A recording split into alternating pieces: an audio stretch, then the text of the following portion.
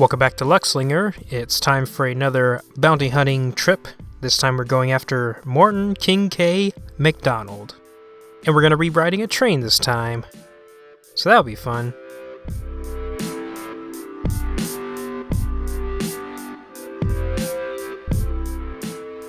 And once again, checking in with our gold bars, we got 13 of them. Still have physics. And I think Luckslinger's thinking about making shoes out of these gold bars. But then he remembers gold bar shoes would probably be really heavy and they wouldn't be really practical. But they probably look really fly.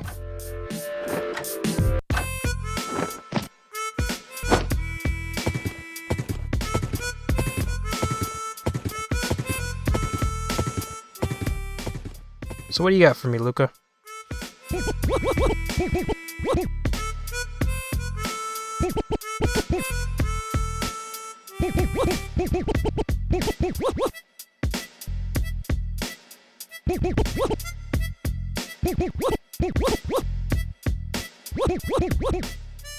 That's... oh, okay. Well, anyways, off to the Express. Morton's Express, to be exact.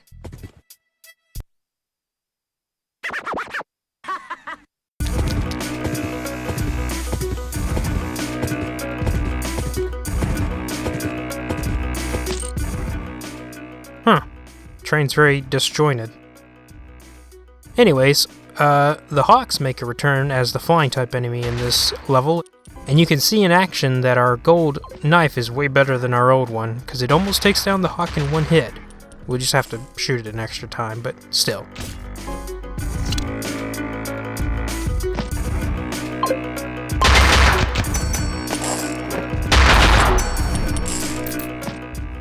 And here, we finally get to see an actual evolution of the Shoot Man.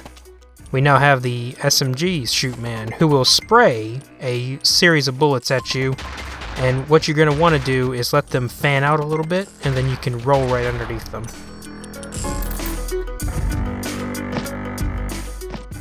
Next up, we have what I call the Peekaboo Shoot Man, who will shoot up from cover every now and again to shoot at you. He's basically just a shoot man with half a shield, basically.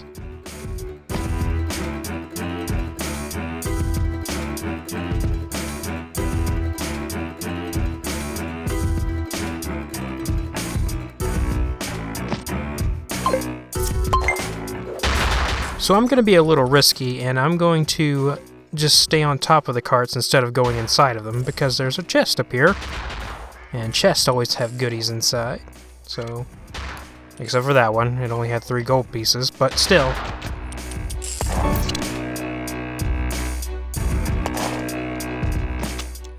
Also, you should be very careful while you're up here because water towers could swing by and knock your head off. So just duck whenever you see one coming.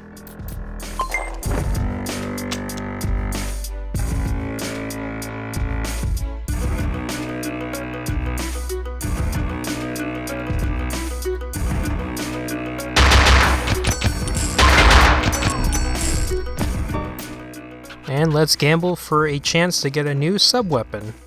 And today's sub-weapon is Dynamite. So Dynamite is an alright weapon. It does a fair amount of damage, but the one thing I don't really like about it is that it has a really huge throwing arc. Like, very deceivingly so, because, you know, you throw it the first time, it almost seems like, oh, it's just gonna go just a little bit in front of you. But no, it actually goes like almost half the screen. So you have to stand far back in order to hit something with said dynamite, as we will see whenever I start using it.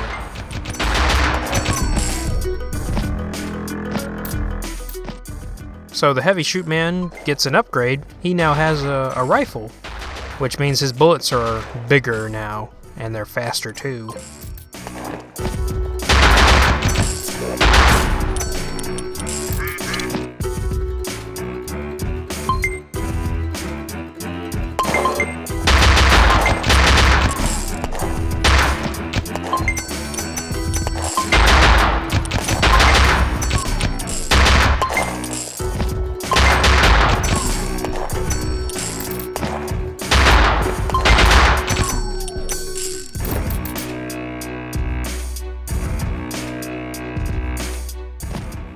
Now you might just barely see it, but there's a chest attached to the roof of this cart.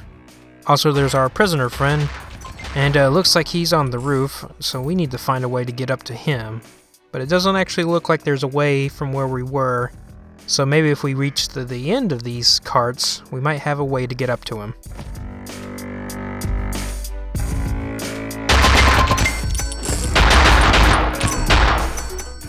This looks about right. Let's see if I can make it. No.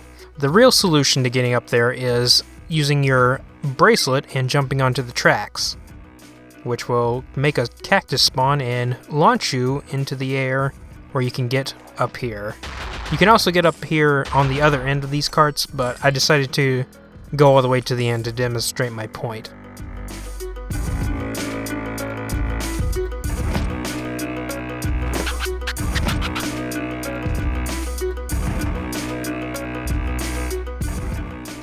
Also, we're going to do it one more time for this vinyl record.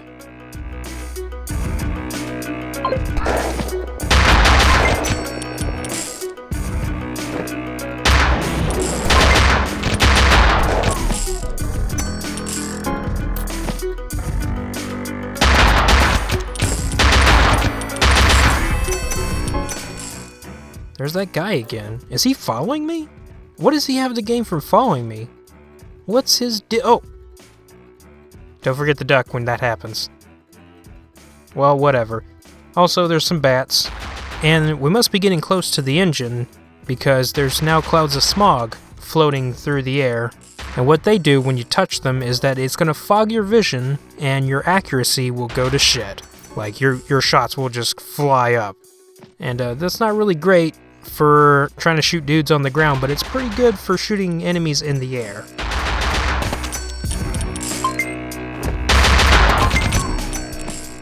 And now is a perfect time to show off the dynamite. So, as I mentioned before, this thing has a very huge arc. As you can see, I just missed that guy completely. So we need to get further back in order to hit him. But it does a lot of damage.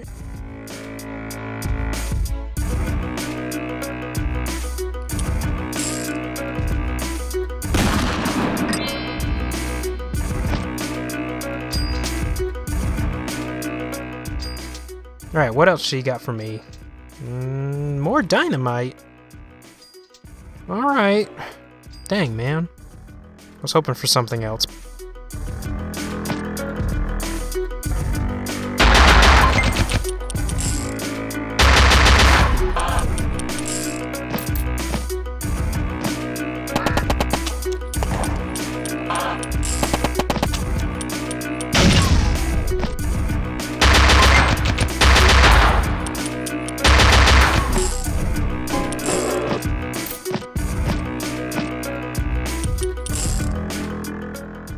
So for this crescendo event, there will be 2 smog clouds coming by, but after those have come and went, there won't be any more clouds coming at you.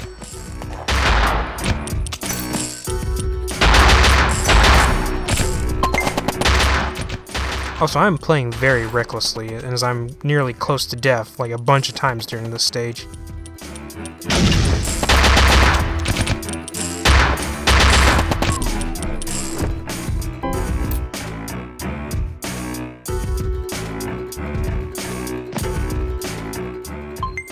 So, one strategy I tend to employ whenever I'm up against 2 enemies that take a fair amount of hits is I'll usually just walk off screen just enough that they won't shoot at you, and I'll just pop in and out of frame trying to shoot at least one of them. That seems like something I'll be relying on too much, but I mean, I sure as heck don't want to have to dance around 2 big bullets coming at me, or a series of bullets.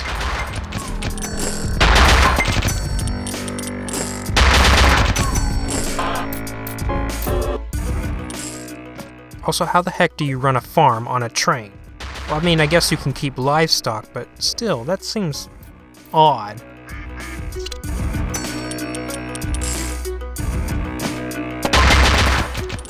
And we're at the end of the level, and coming up is one of the most complicated bosses in the entire game, so instead of actually explaining it while it's happening, I'm going to actually shut up for this entire fight, and then we'll come back and do tips and tricks after which. So I'll see you then.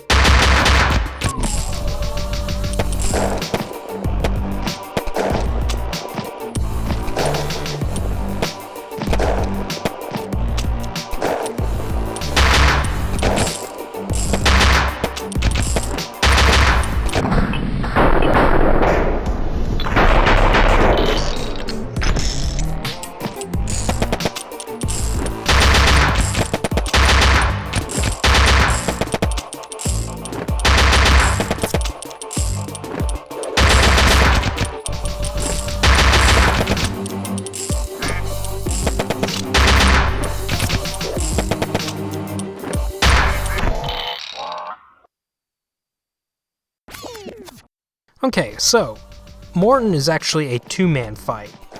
You have Morton himself and his caretaker, and with both of them shooting at you at the same time, you're almost tempted to say this might be a bullet hell kind of fight, but it's really easy once you sort of pick out where the gaps are that you can get away with jumping into. So one thing you need to come to terms with during this fight is that Luckslinger's jump is very floaty, and you're going to need as much float as you can in order to clear most of these gaps. Not to mention having to jump over Morton and his caretaker himself whenever they charge at you.